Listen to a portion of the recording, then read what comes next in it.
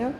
And I wanted to ask you in general what your outlook is on the markets as they are at the moment. From the 2014 onwards, I think the markets are going to go slightly higher than what they are today, particularly nickel metal, which I trade. It is expected that the glut of the metal, which is right now there, may change the scenario more because of the fundamentals rather than only the financial markets. You spoke earlier about nickel pig iron and Yes. the impact of it on the market. What is your forecast? Do you expect Indonesia to... As I mentioned to you earlier, nickel pig iron production is dependent, very reliant on the Indonesian nickel ore, the laterite ore. And if the ban is implemented fully by the Indonesian nickel government, then we do have a situation at China.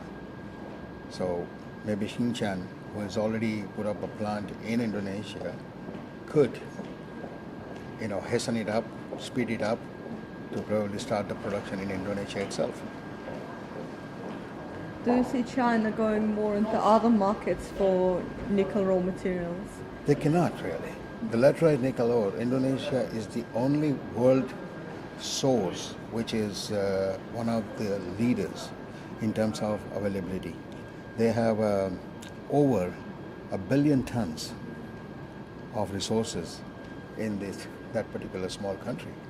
So I don't know where else can they get it from, and otherwise they would have already attempted it.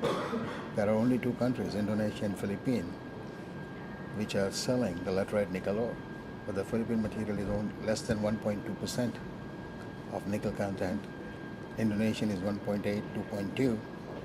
To make it more productive and cost effective, they need to blend both the ores together, otherwise they have a problem. The cost effectiveness goes away. And at the moment, the stainless scrap consumption is very low compared to other countries in China. Yes, that is correct. So is this an opportunity for China to recycle more, to rely more on That is secondary correct. materials? Within their own country, yes, because that would be the only cost-effective way. Otherwise, import scrap, it's not. There is a cost factor which is added to the discount of scrap value of 17-18%. But when you put that value and then I have to add the freight, it becomes uncompetitive. And it will like be 13-14% discount as against the 17-18% the global market is getting. And of course, scrap would be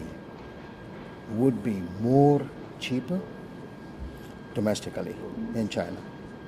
But there are other competitive sources like Korea and Japan who could probably increase their scrap exports. I see. So if that happens and if China increases its reliance on scrap as a raw material source, would this then impact on the scrap availability? On Yes. other materials, on molybdenum and nickel? And Absolutely.